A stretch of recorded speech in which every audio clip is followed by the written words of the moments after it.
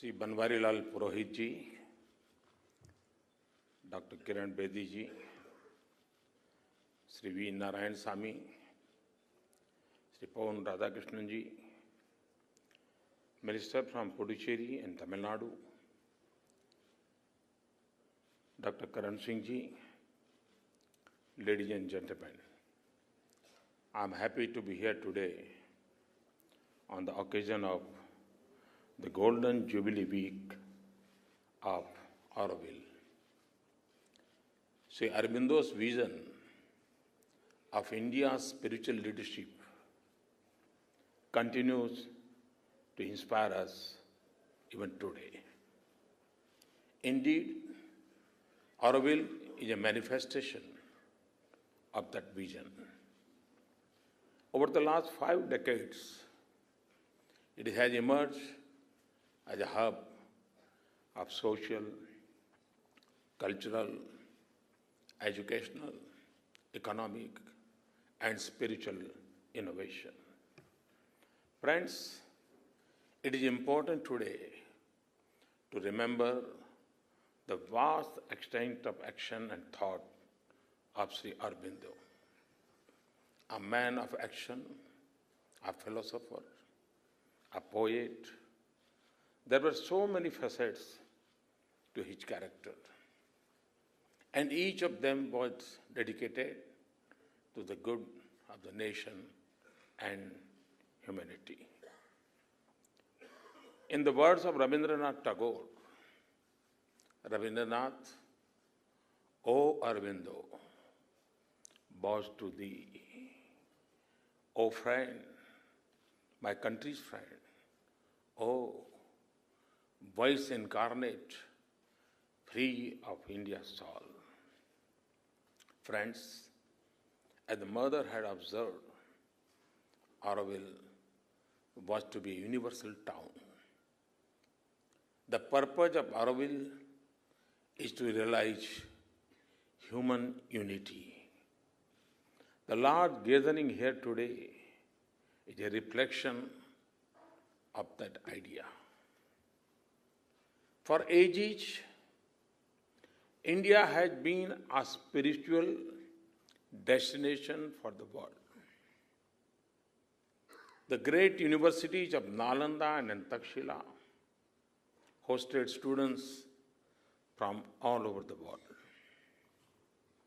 Many of the world's great religions were born here. They motivate people from all walks of life to take to a spiritual path in their day-to-day dealings. Recently, the United Nations had declared June 21st as International Day of Yoga, recognizing a great Indian tradition. Auroville had brought together men and women, young and old, cutting across boundaries and identities. I understand that Auroville's charter was handwritten in French by the Divine Mother herself. According to the charter, the Mother set 5 high principles for Auroville. The first high principle of Auroville is that it belongs to all humanity. This is reflection of our ancient credo of Vasudhaiva Kutumbakam, the world is one family. I am told that the inauguration ceremony of Auroville in 1968 was attended by delegates of 124 nations. I learned that today it has over 2,400 residents from 49 countries. This leads us to the second high principle of Auroville. Anyone who is willingly in service of the divine consciousness is entitled to live in Auroville. Maharishi Aurobindo's philosophy of consciousness integrates not just humans, but the entire universe. This matches with the ancient saying in the Ishavasya Upanishad, Ishavasyam idam sarvam. This has been translated by Mahatma Gandhi to mean everything down to the tiniest atom is divine. The third founding principle of Auroville is that it will emerge at the bridge between the past and the future. In one looks at where the world and India were in 1968, when Auroville was founded, the world was living in compartments and in a state of Cold War. The idea of Auroville saw the world getting integrated by trade, travel, and communication. Auroville was conceived with the vision of enveloping the whole of humanity in one small area. This world showed that the future would seen in an integrated world. The fourth founding principle of Auroville is that it will connect the spiritual and material approaches of the contemporary world.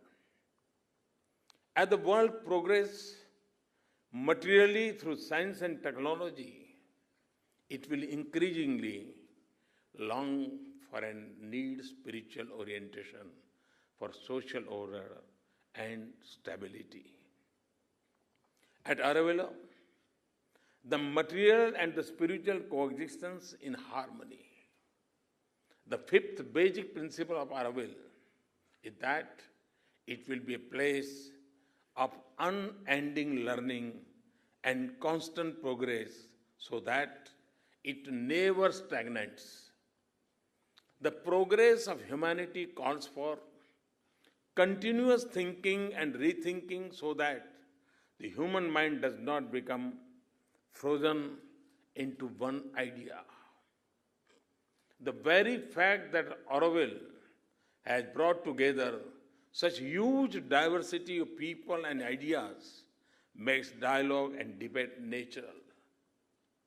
Indian society is fundamentally diverse. It has fostered dialogue and a philosophic tradition.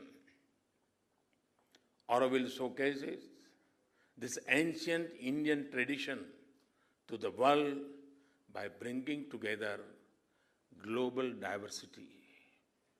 India has always allowed mutual respect and coexistence of different religions and culture.